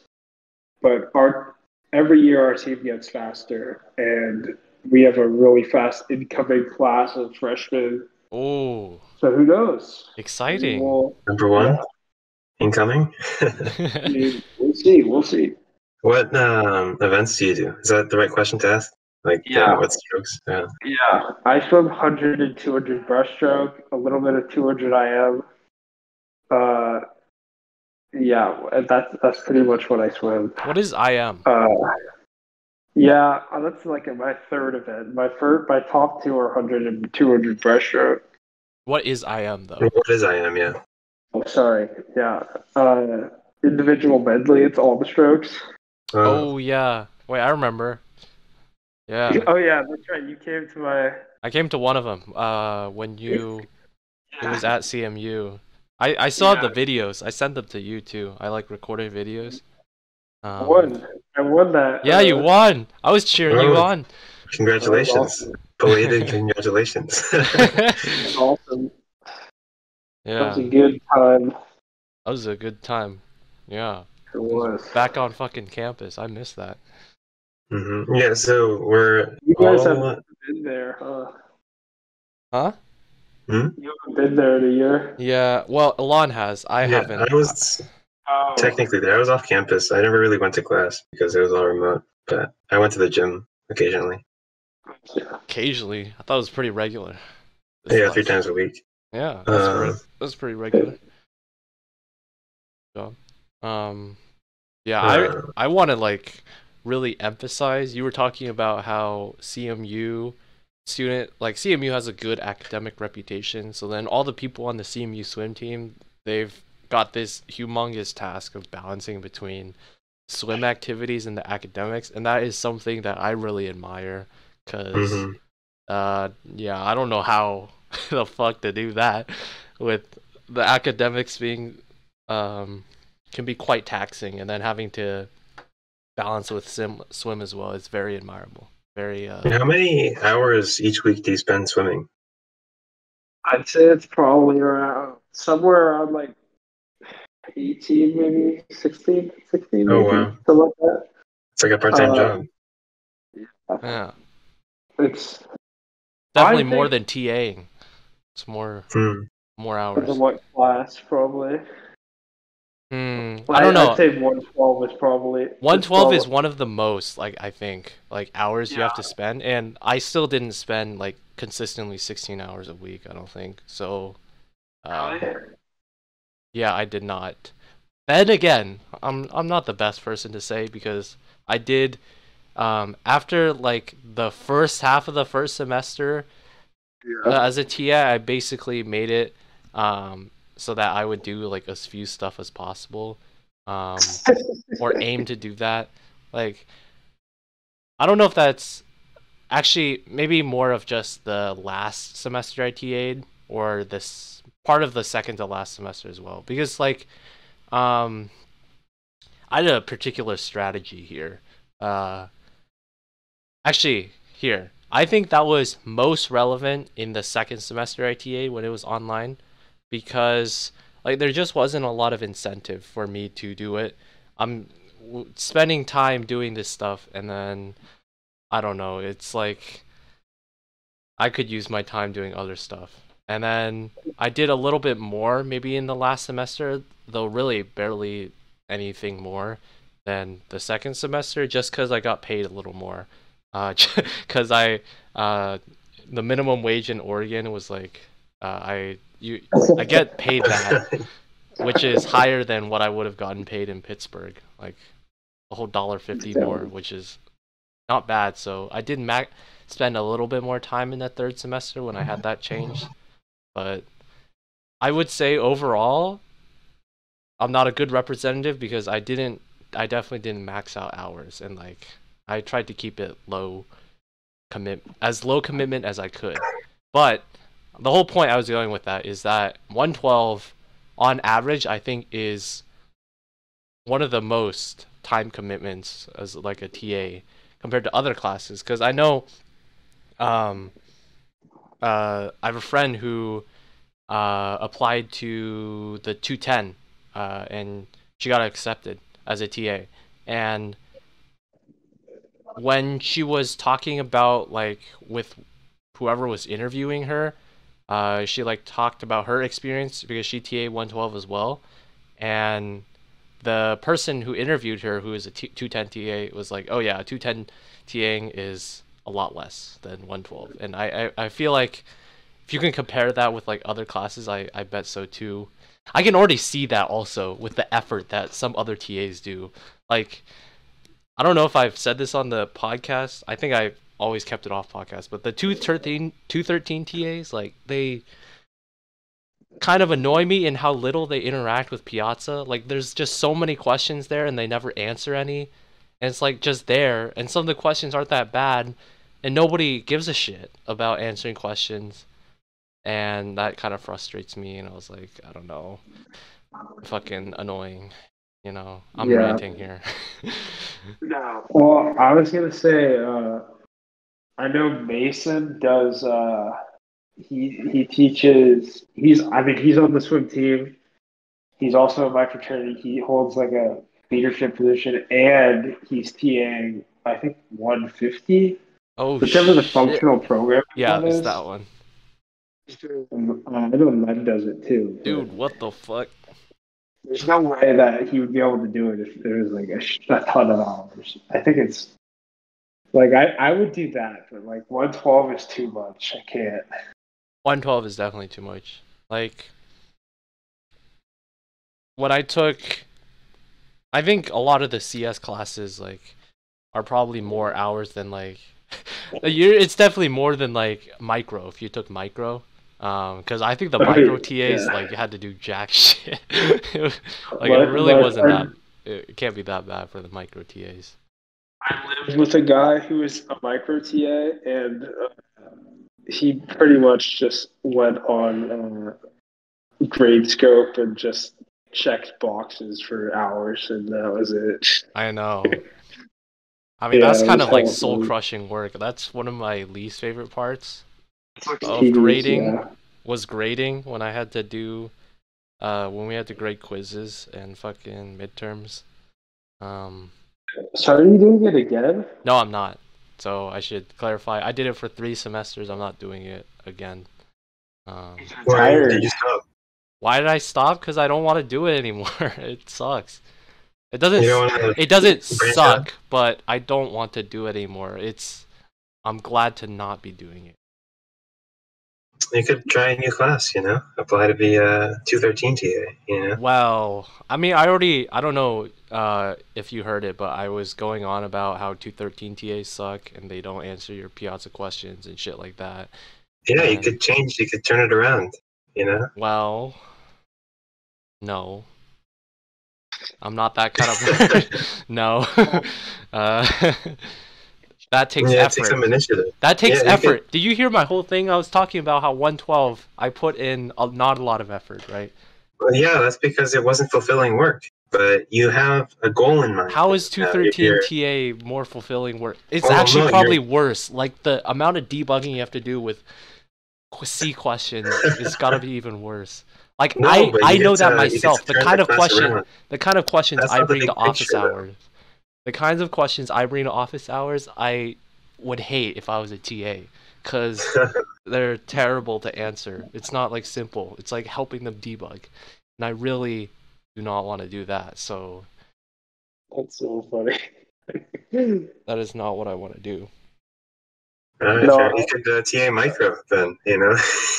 Okay, but that's also the other thing that I was saying. Seaver was just talking about how his friend who did micro was just clicking grayscope boxes, and I didn't like doing that as 112. You know, Oh, yeah, I really missed that part of this conversation, didn't I? the part that I enjoy of TAing was the teaching, right? Teaching recitations and oh, doing some of the extra events where I would like teach. I think those were the best parts. And I think I also did lecture moderation for the my last semester, where I like sat in the Zoom lecture and answered questions that people had, and that was like okay as well. So those are like my favorite parts, and micro doesn't really provide that, and 213, well, it has its own problems, so you know, Fair enough. maybe like it's not ruled out. I could still do it with other classes, but I think I want to at least take the next semester at least off, you know? Fair enough, fair enough. and you got that fat paycheck from Amazon now, so you don't really need to make money. Yeah. Still gotta live frugally, but you know, because Mhm. I've Because no income coming we have plans for that money. in. Amazon money. It's Amazon money in 2 terms. Amazon and Amazon, you know? We're gonna go motorcycling through the Amazon after graduation. Yeah. It's You a guys pipe need dream. to I don't. come. You Sorry, guys go need ahead. to come to the. I was saying you guys need to come to the campus though. The campus? It's so fun. Yeah. Oh, the Amazon campus? Yes. Oh shit, really? Wait, describe like you're saying you're going in like so that was one thing that I forgot to ask. Or maybe I did ask. Like how many people in your team go in with you? Like are also in person? Oh, like probably like 3 at a time. Out of Which is what? like 10? no, my team is like 18, including 5 Fuck. interns. I see. Wait, that's a huge team. I thought Amazon 2 pizza teams, right? How is 18 a 2 pizza team? Well, I mean, it's got like. You got a 5% you need interns. 2 extra large pizzas for that. I mean, it's a big pizza. And if there's a yeah. fat There's person, lot of they'll eat people. up one of those. So like Okay, then you need it's 3 more. probably more like 12 full-time employees. So you have 6 interns. 5.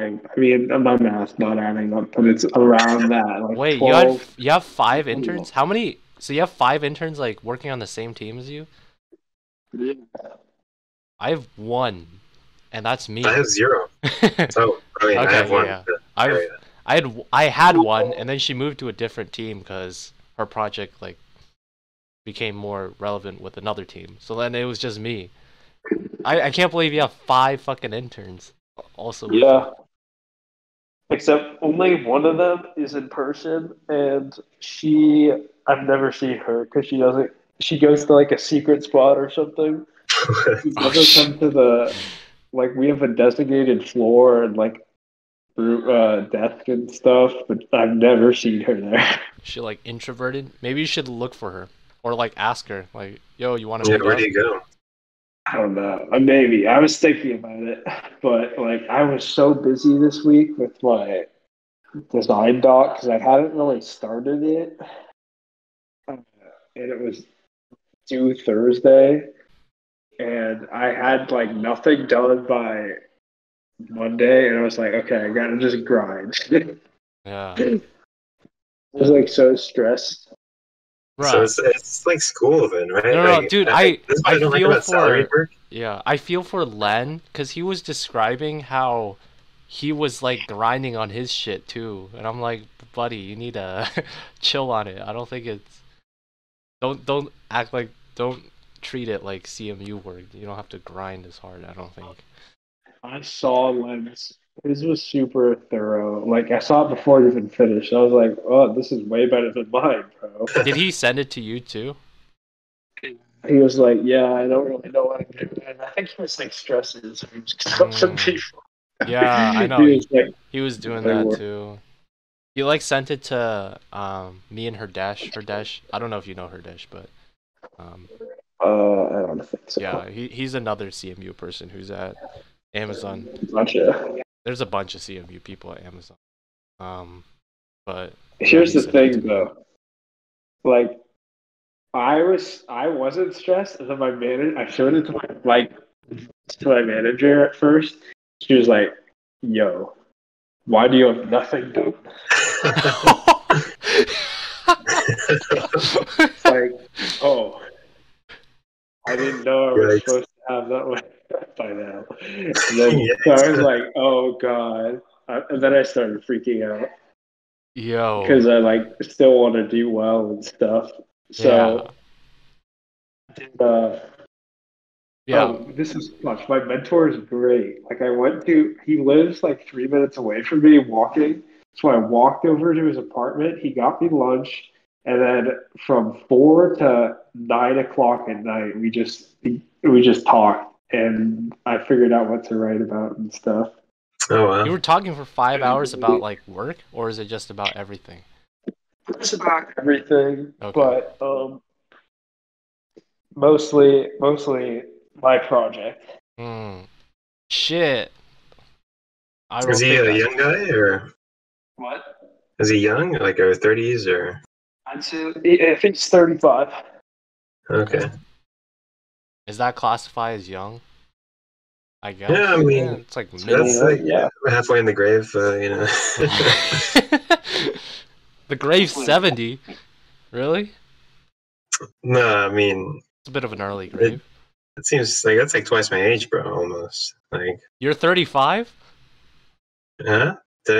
Twice my age is you You're divide by two. 30. Oh, fuck. I thought you were saying 70 was twice your age. Oh no, That was 35. confusing. That's like Okay. pretty old. Uh, well, yeah, sure. Yeah, you got kids by then, married, like a different stage of life. That's not necessarily true. You have kids by 35. You can have kids after that. Yeah, but I mean, my parents had kids by then.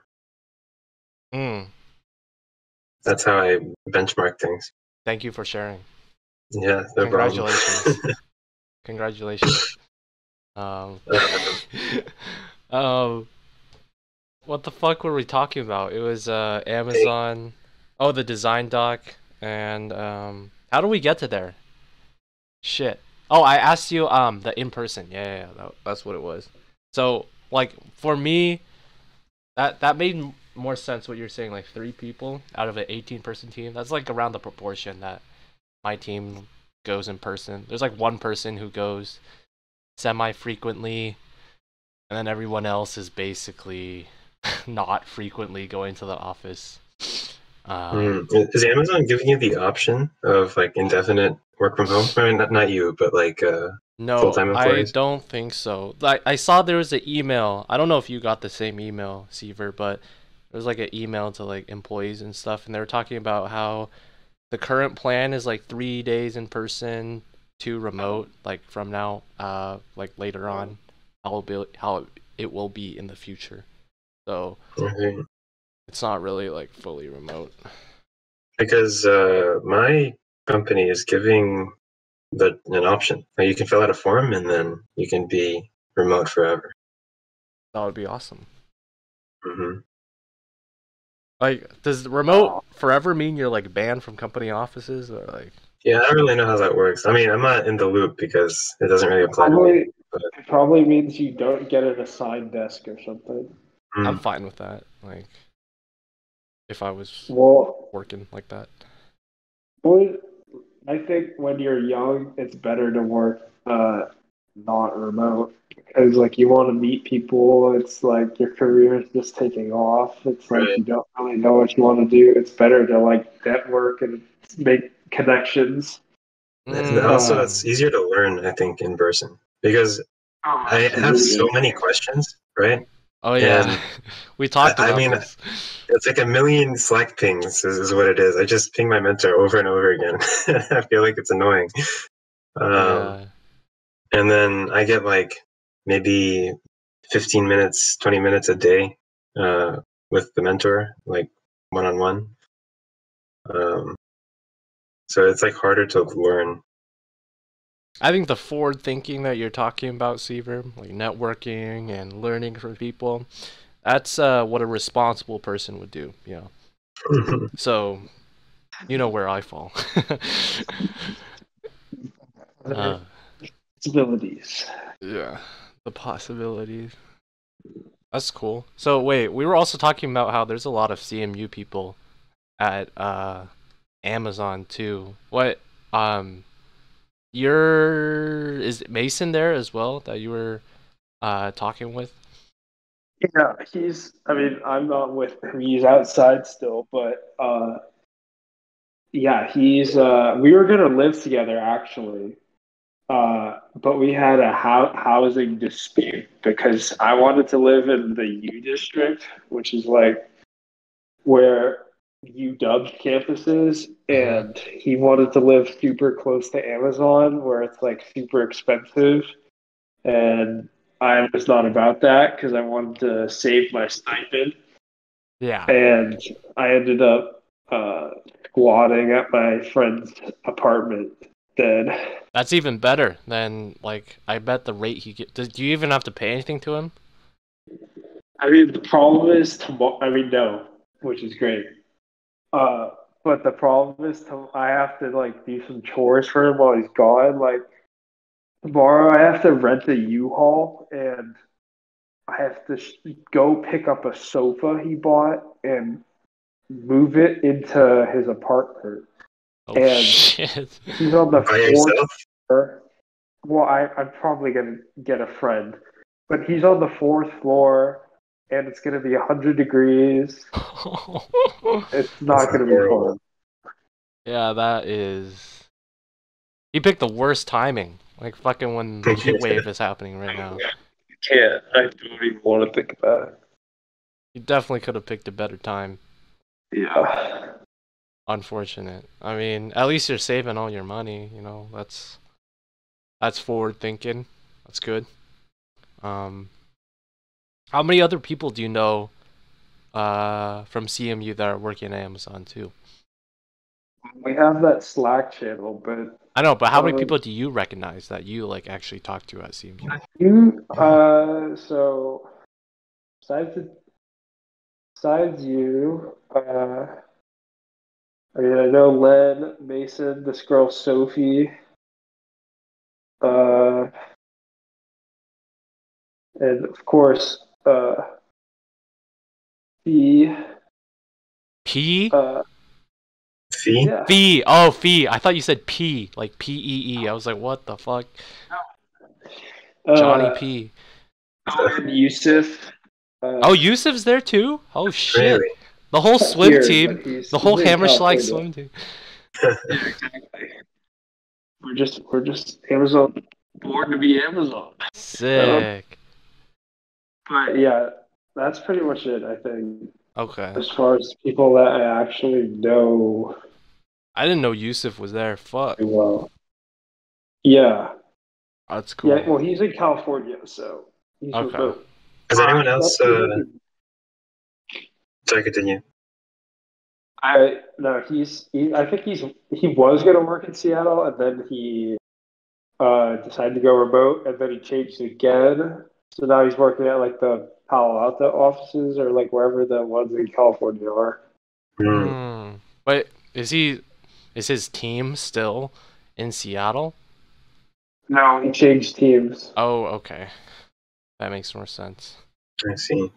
What I was going to ask is anyone else at CMU, in person? Yeah, there's a few people. I don't really know them that well. Mason's been hanging out with them, I think.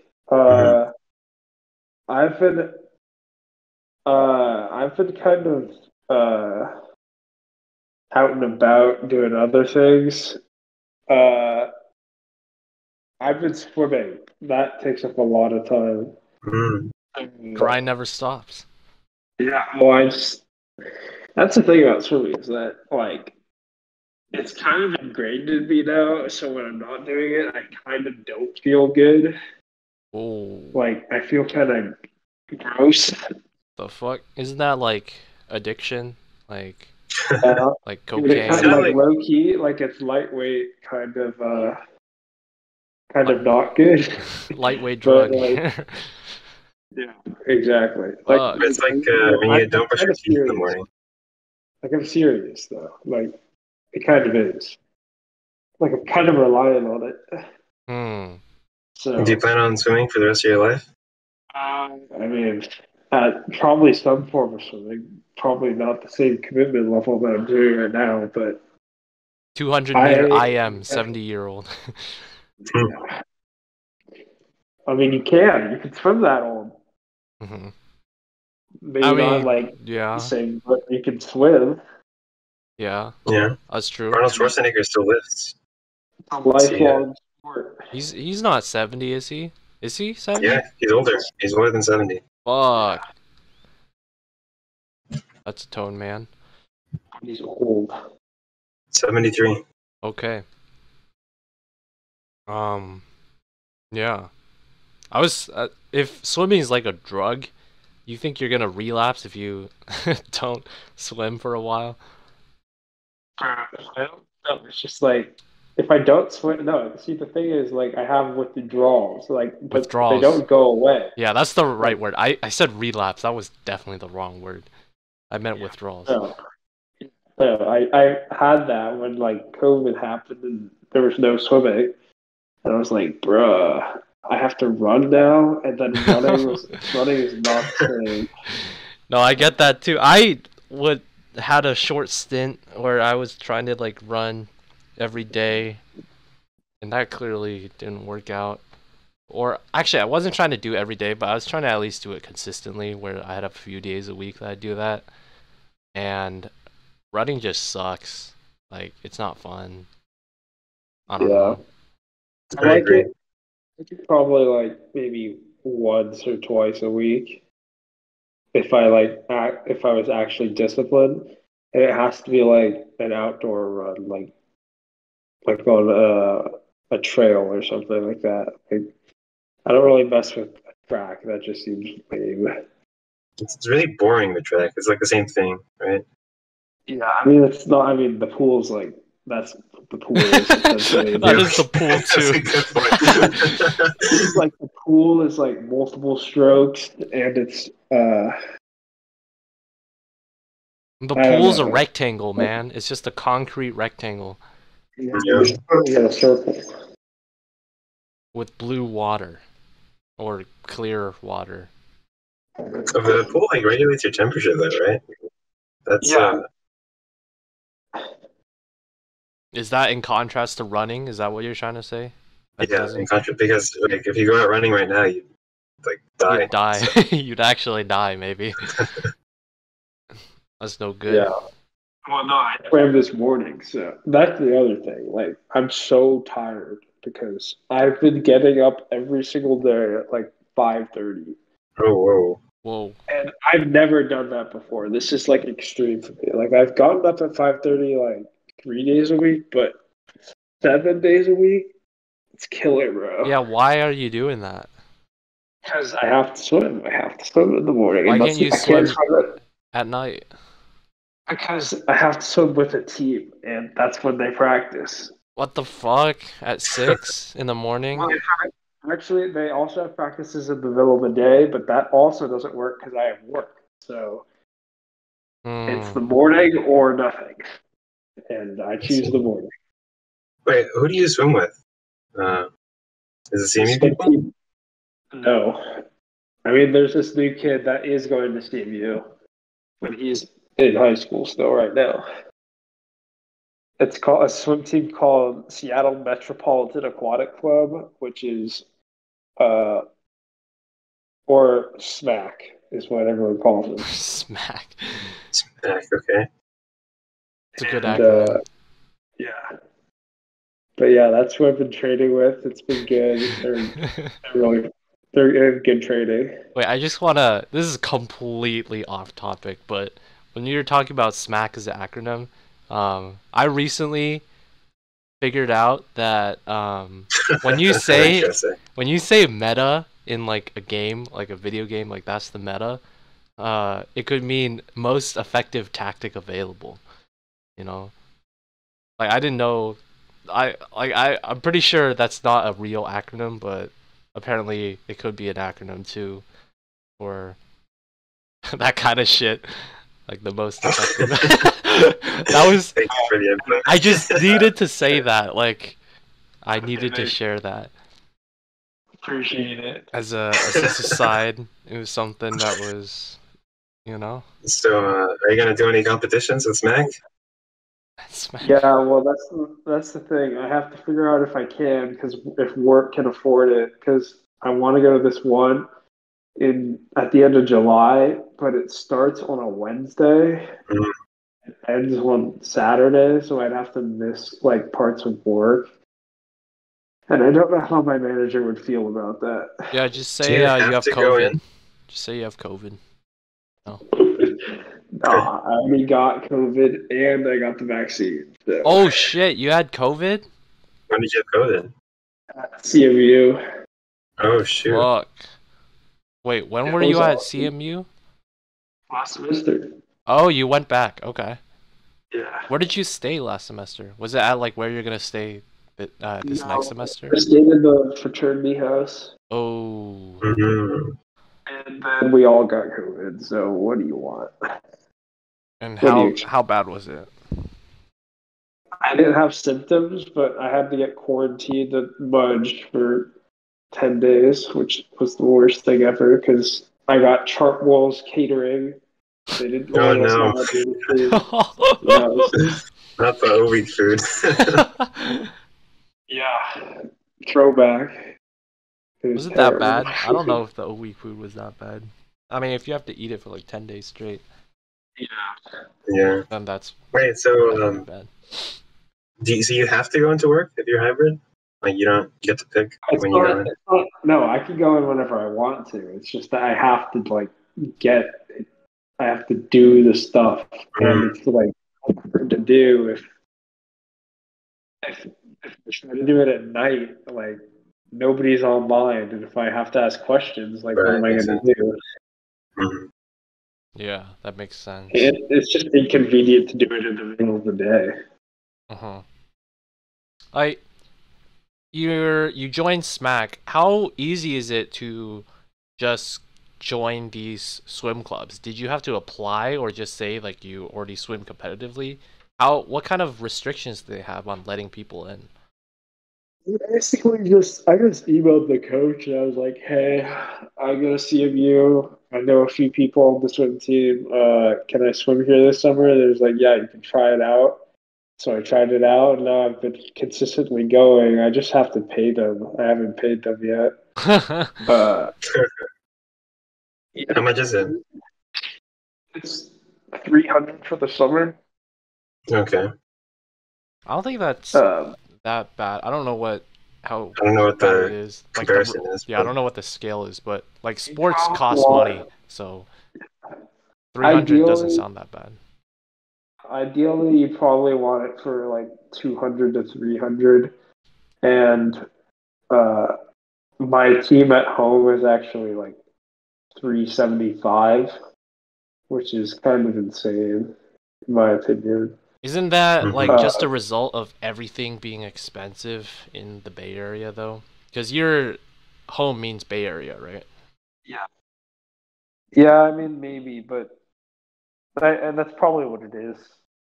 Um, but it's not like Washington's cheap either. So It's yeah, so maybe that's why it's like 300 as well, you know. Like I don't think Washington is to the level of the Bay Area because you know those horror stories like people say of the rent and stuff. That's always the Bay Area. I mean, Um, yeah, and Washington's like maybe the same ballpark, but it's not there yet, you know. So Mhm. could yeah, explain that.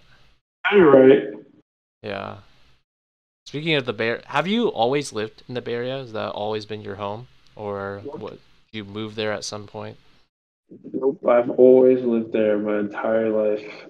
Um, Mill Valley, shout out to Mill Valley. Little Valley or Bill Valley? Mill Bill, M. like Kill No, Bill. as in money, money, as in money. Okay. And how do you feel about like what do you think is the best and worst parts of living in the Bay Area? Uh, okay. Best parts, the weather. It's like universal weather. Like if you go there any time of year, you're gonna get nice weather. What You does can't say nice that weather about a mean though? lot of Like what's places. the temperature of nice weather? 80s? Okay. Like 70s? 80 to 70. Okay. That's ideal for me. Like maybe high 70s occasionally. Okay. Um, yeah, that's number one thing. The nature, the fact that you're close to snow, the beach, and like deserts, like all and like forestry. That's all there. Uh, the school, the education, like some of the best education in the country, like some of the best public. I mean, I didn't go to public school, but like definitely good schooling there. Mm. Oh, the food. Oh my God, it's so much better than Pittsburgh. Uh, let me think. Anything else for pros? I don't know. Uh, Like Pittsburgh, it probably is better than Pittsburgh, but do you feel like you've gotten the full Low experience out bar. of Pittsburgh? Like with the I've food and been here stuff? for a year now. Okay. Yeah, I guess that's Yeah, fair. like I have. Yes, I feel like I've come to the conclusion that like Pittsburgh food does not come close to the West Coast. Like I come to Washington for like a week, and every meal is like better than anything I had in Pittsburgh. The best thing they have in Pittsburgh, in my opinion, is Roots. Shout out Roots. Yo. This is pretty good though. Yeah. Um.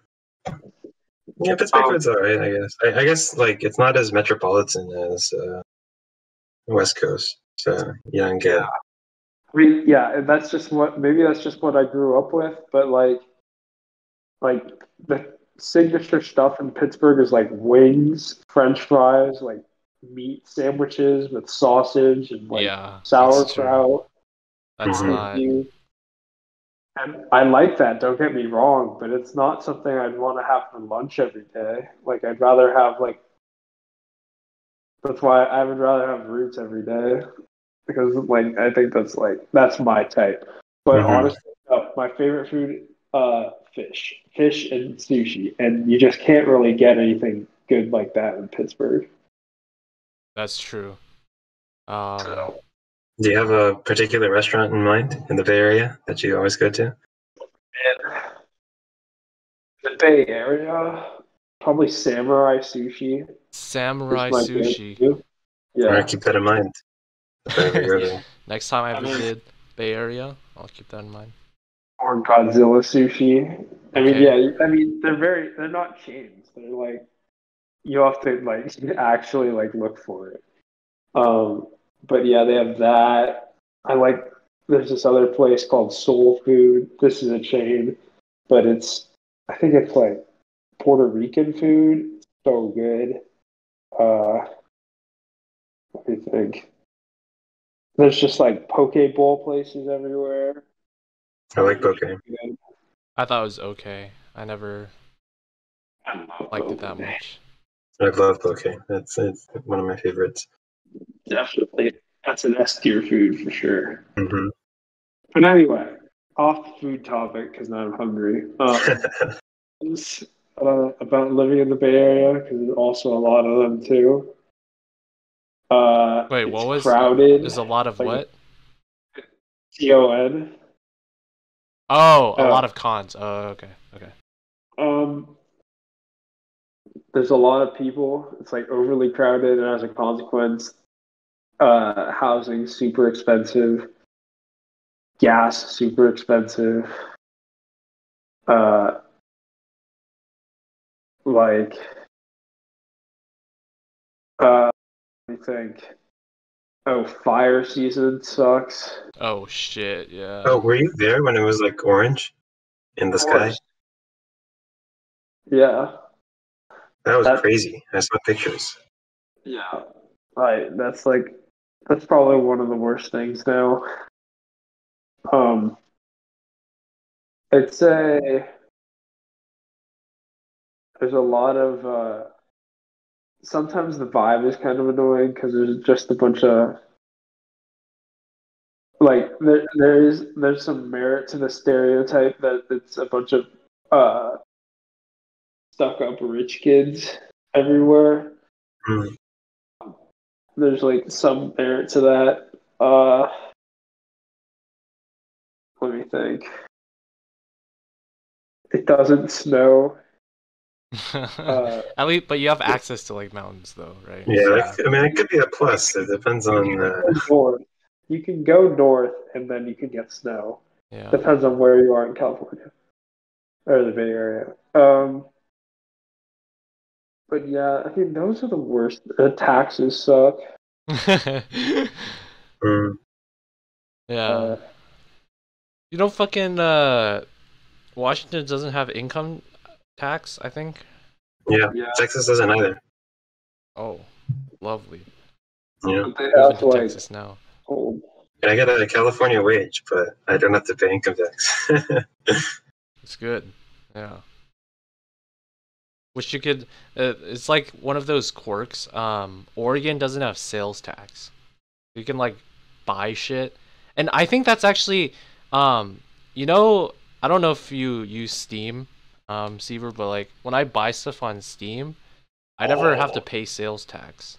But I think other people Mm, sometimes do when they put their billing addresses. I do, yeah. Yeah, I don't have to pay sales tax because my That's pretty billing address is crazy. in Oregon. do So they I've Well, yeah, I never think. had that issue. Like this is a thing that my relatives in California do. Like I have a aunt in California and she'll tell my mom to buy stuff and then send it over because if she wants to buy like a MacBook, like that's $1,000, she has to pay like an extra $100 with sales tax. And then Mm-hmm. so we just buy it in Oregon, don't have to pay that and then ship it over, which is Yeah, we have way cheaper. 8.25% sales tax. Dude, sales tax is so foreign to me, like because I've that never had to deal with it, so it's a that privilege. It's like they have to get you one way or another, right? Income Yeah. or sales. So like there's higher I think like housing or whatever here. So then people that live at Vancouver, Vancouver is like a city like right across the Columbia River on the Washington side. They'll like come over here to buy stuff, but then they like live over there, work there. So here's the thing. I think I think that I think it makes more sense to have a sales tax than like a housing tax. That's just my opinion because like you're consuming stuff and like I feel like you should be taxed on the amount you consume. Mm. Yeah, I don't know. It's like I'm sure there's a lot of theory that goes behind taxes, because like if you change taxes even a little bit, you can like change people's behavior. Yeah, sure. And so it's like a very touchy subject. Yeah. Why don't we just have no taxes? Hmm. Hmm. Then America dies. Go. Yeah. How about is the homeless? Do you see a lot of homeless people in like Oh the yeah, I forgot about that. Yeah, that's. Hmm. the Well, ugly I don't issue? go to San Francisco that much, so I mean, I do occasionally, but I don't hang out there that often. Okay. Yeah. But yeah, that is definitely a negative. It's not the same city that it used to be, Did it homeless used to be wise. better, like even when you were alive? Yeah, I mean, I don't really remember it, but like before, like when I was born and like when I was younger, it was definitely not as bad as it is now. Hmm. Yeah. It's a problem here in Portland as well. You can definitely see it in a lot of places. Same Mhm. with Seattle. Yeah. A lot of big metros. Well, especially like West Coast, it seems like. I don't know, like there's probably It's because of the actually weather. actually that's not true. It's just a lot of big metro cities all have bad Yeah, homeless homeless people. problems. I know Austin Yeah, has a pretty bad one now. It's yeah. There's getting really like bad. right by the Google office in Austin. There's like a tent city. So you have this like really nice high rise upscale neighborhood, and then right next to that tent city, I don't think New big. York is that bad though, right? Yeah, that's what I was gonna. That's why I clarified to say like West Coast, right? Yeah. But I don't know if that's true. I feel like maybe New York isn't as bad. But I know there's bad places in like Philadelphia, like Kensington Avenue. There's bad places like in a lot of urban places. So I Mhm. wouldn't say it's just isolated to West Coast. It's isolated to like places where it's livable on the streets, like weather wise. Like you Right. can't, like, you don't see anyone in Detroit because it's freezing. Like Yeah. Yeah, you this can't past really live there. February, What? this past February in Texas, we had a massive snowstorm that was like totally threw us off guard, right? Um, and my friends, I don't know if I've shared this on the podcast before, but my friends found this homeless guy who was like buried underneath a bunch of snow. It was like he was like underneath a blanket, and then there was like a thick pile of snow on it. And I thought he was dead because he wasn't responding. And so I called the police. And so the guy like pulled up the blanket, the police officer. He was like, "You all right?" And the guy was like, he like just woke up. He was like, "Yeah, I'm fine. Just leave me alone. I'm trying to sleep." And the police Holy officer fuck. told him, "You know, we got blankets, homeless shelter, just 10 minutes away. You know, you can come. We got soup." And he was like, "No, leave me alone. I just want to sleep." So I guess he was fine. Um, Damn. yeah, They're crazy. on something. Yeah, probably. Um, but yeah, no, like that snowstorm, you didn't really associate that with Central Texas. So I don't think you associate that with livable either, but I guess he was yeah, still yeah, surviving. he Surviving was and vibing. vibing. Yeah. Living his Yeah. life in the. Well, I hate to cut us short, but I have to go now, Oh, okay. unfortunately. Well, that's a good place to stop as well. I think we've had a good talk, and yeah, it was great talking with you, Seaver. I hope it Yeah, it was wasn't. great catching up with you. It's been a while. Yeah, Thanks so much we for should having me on. definitely hang out again sometime when Yeah. we're back in person in the Berg. Mm-hmm. Come to We haven't Seattle. talked much back in the day, so now I know you a bit better. It's a valuable experience. What were you Yeah. gonna say? Sorry, Seaver. I said, or you could come to Seattle. That's true. I was going to do that, but I was like Yusuf, where I was going to, and then I decided to do remote, Except I'm not like Yusuf where I decided to go to Palo Alto, so I didn't get that far. So No, you should come. It's way better. I don't know. I was weighing up the monetary stuff, like the cost benefits, and I don't know. You can go for like a weekend, you know. See Even what's up, even say with hi. that, I don't know. Like maybe. Right, you got maybe. a motorcycle fund. You're right.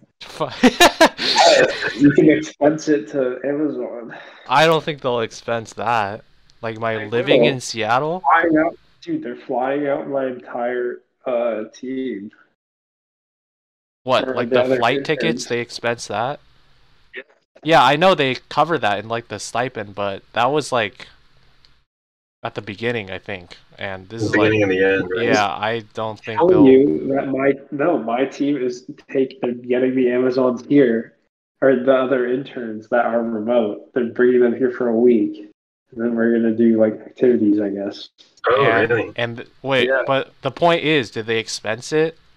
Yes. Hmm. The team is expensing it. It's like at the team's expense. Your team has like funding, Okay. Well, and you can expense Ubers and stuff like that. So you're chilling. what I'm gonna say is, don't expect it, but maybe, you know. I'm gonna say don't expect it. So, with that in mind, it's still only within like 2 months we'll be back there. So Yeah. back in the We'll all be together again at yeah, last. it'll be close soon. So with that in mind, thanks everybody for listening. Yeah. This was episode 12. The 12th Special one. We've had edition. 12. Yeah, special edition. We made it this far. With Seaver. Anything? Yes, thank you for coming, Seaver. Thank you for coming. Do you have any last words, shout outs you want to give to people? Thank you guys for inviting me. This was really fun. Shout out to my freshman year roommate Patrick. Never had a better roommate. So that was one thing that I want to talk about in the podcast, but we're just gonna leave it. Which was I have no idea how you handled me. Like I came in late so many times, and you were like always sleeping earlier than me, and I want to apologize if I ever woke you up with one of those times. I don't know if I ever did, but it was our sleep schedules were never like in line. I don't think like ever. Yeah, they would have been when I stopped swimming at the end of the semester, but next time. Yeah, next time. Maybe I have to figure out what I'm going to do for senior year housing. So maybe come to One on Center where everybody is, or like I am going to be, and Alon as well. So we'll talk about that next time or later. And next time, get him on again. But thanks, catch you next time. Yeah, thanks everybody. Thanks for listening. Thanks for listening, and we will see you in the next episode. See ya.